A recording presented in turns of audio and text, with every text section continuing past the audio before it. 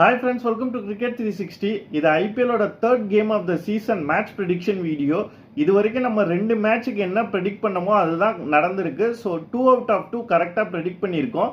The third match வந்து யாருக்குன்னு பார்த்தீங்கன்னா ராஜஸ்தான் ராயல்ஸ் vs சிஎஸ்கே. எங்கே நடக்குதுன்னு பார்த்தீங்கன்னா கவுஹாத்தியில். இது வரைக்கும் அந்த ரெண்டு மேட்சுமே நடந்து முடிஞ்ச ரெண்டு மேட்சுமே 200+ டார்கெட்டாக தான் இருந்தது. ரெண்டு மேட்சும் ஈஸியாக வந்து பேட்டிங் டீம் வந்து சேஸ் பண்ணிட்டு போயிட்டாங்க. பட் இந்த மேட்ச் வந்து கண்டிப்பாக 200+ போகிறதுக்கு வந்து சாத்தியம் குறைவுன்னு தான் நான் பார்க்குறேன். பிச்சு வந்து கொஞ்சம் அந்த 170 to 190 ட்ராக்காக தான் இருக்கும். கொஞ்சம் ஸ்லோயிஷாக இருக்கிறதுக்கு தான் வாய்ப்பு இருக்கிற மாதிரி நான் ஃபீல் பண்ணி ப்ரெடிக்ட் பண்ணுறேன். ரெண்டு டீமோட ஸ்ட்ரென்த் அப்படின்னு பார்த்தீங்கன்னா பேட்டிங் வைஸ் பார்த்தீங்கன்னா கண்டிப்பாக ஈக்குவல்ஸ்னே சொல்லலாம். பட் டிராவிஸ் விளையாடலைன்னா maybe Rajasthan Royals has a slight upper ஹேண்டுன்னு சொல்லுவேன் பேட்டிங்கில். பவுலிங்கை பொறுத்த வரைக்கும் சிஎஸ்கே விட ராஜஸ்தான் ராயல்ஸுக்கு தான் ஒரு பெட்டர் பவுலிங் யூனிட் இருக்கிறதா நான் பார்க்குறேன்.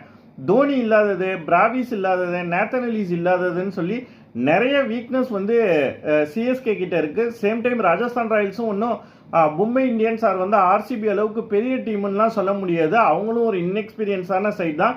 பட் ரெண்டு டீமை கம்பேர் பண்ண போகும்போது ராஜஸ்தான் ராயல்ஸுக்கு வந்து ஒரு பெட்டர் சான்ஸ் இருக்கிறதா நான் பார்க்குறேன். So I predict Rajasthan Royals win. CSK maybe home கேமில் ஸ்டார்ட் பண்ணியிருந்தா ஒரு விக்டரியோட ஸ்டார்ட் பண்ணியிருப்பாங்கன்னு சொல்லலாம்.